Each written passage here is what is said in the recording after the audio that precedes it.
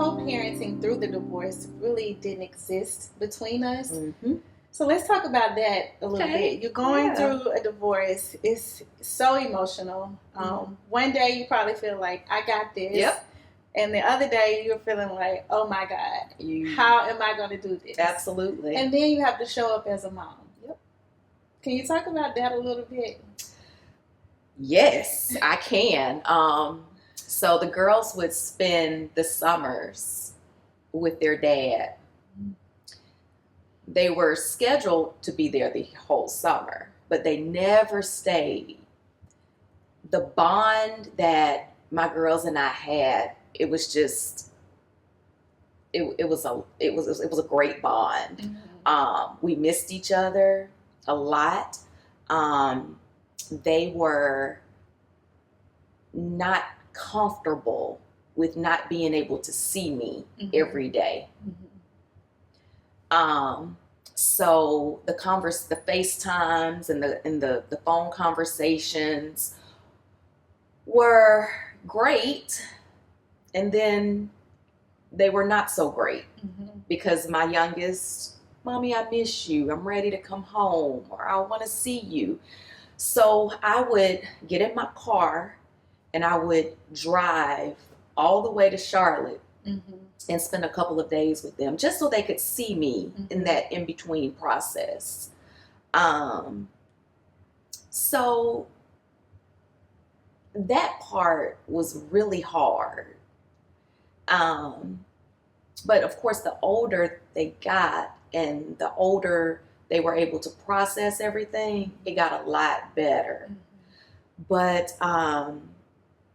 as far as showing up as a mom every day and being able to do the things that I had to do for them, I am not going to lie to you.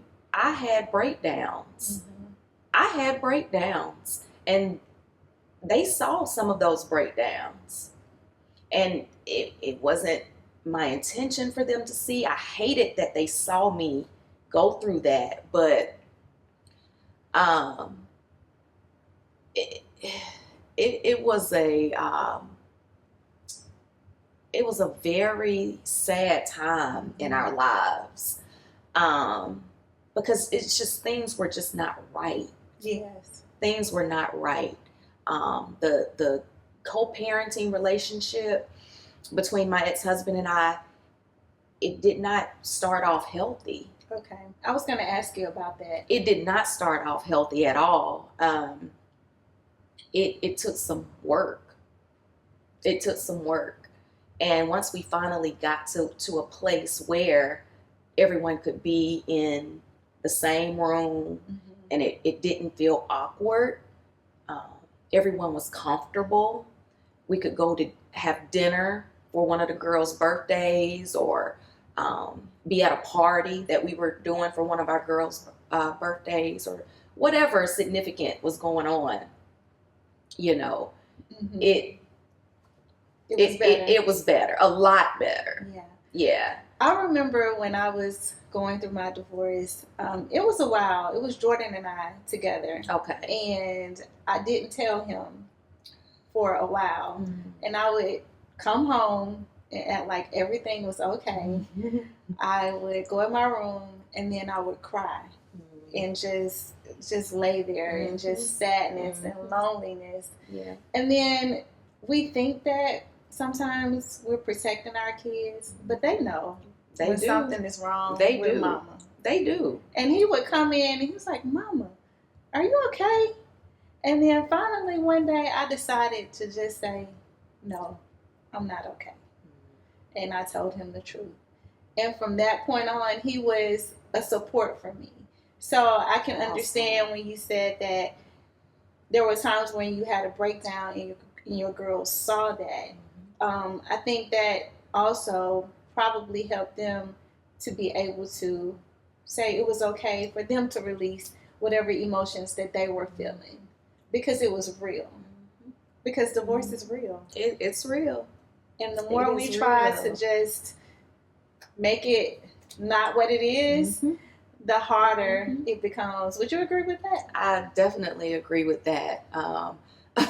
It took me a while to stop wearing my wedding ring. I remember having to shop for groceries weekly, and I would go in the store.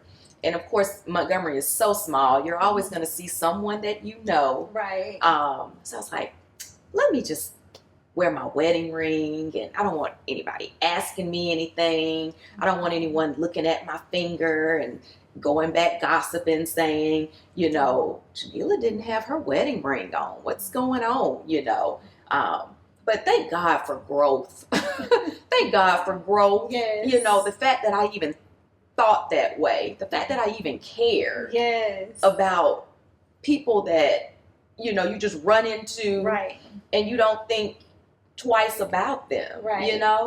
So it's crazy how we try to cover up and try to be so secretive about put the mask on, putting that mask on.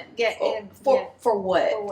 For what? Right. And that's one reason why I wanted to create this community.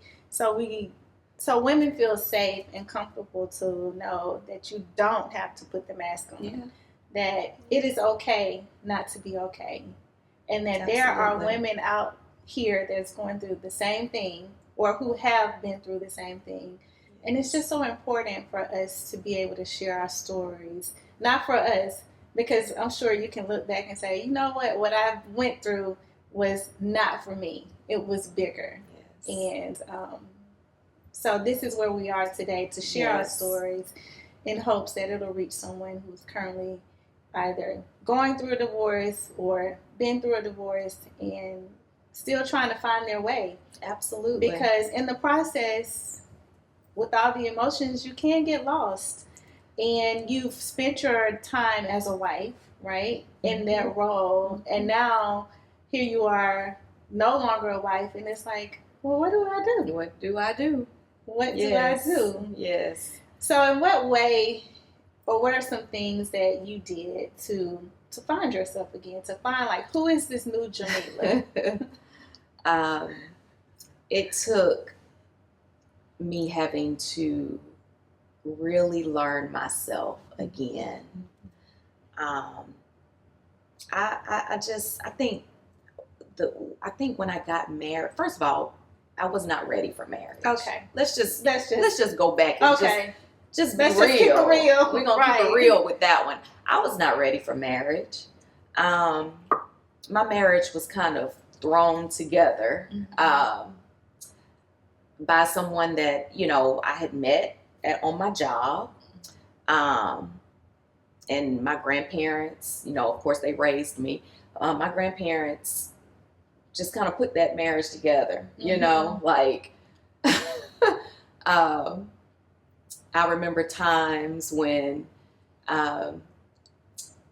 Spencer was at the airport getting ready to leave and go to Korea. You remember Hyundai? Yes. He would go and fly to Korea, and my grandmother and her sister were in the airport that day, and they were getting ready to go somewhere. Anyway, they knew who I was dating, but when they saw him in the airport, they were like, "Oh, here's our future, son." And so it just kind of escalated that way. And so it was more like a rush thing. Like, when y'all gonna get married, and when this and when that. So and I totally yeah.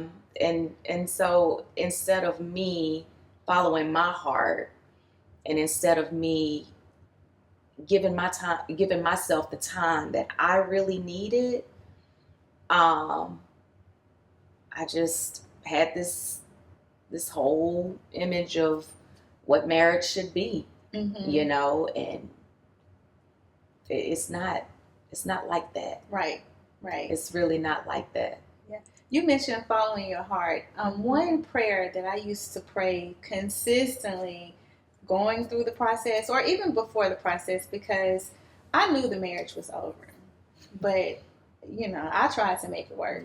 tried to make it work, pleaded with God Yeah. to fix my marriage.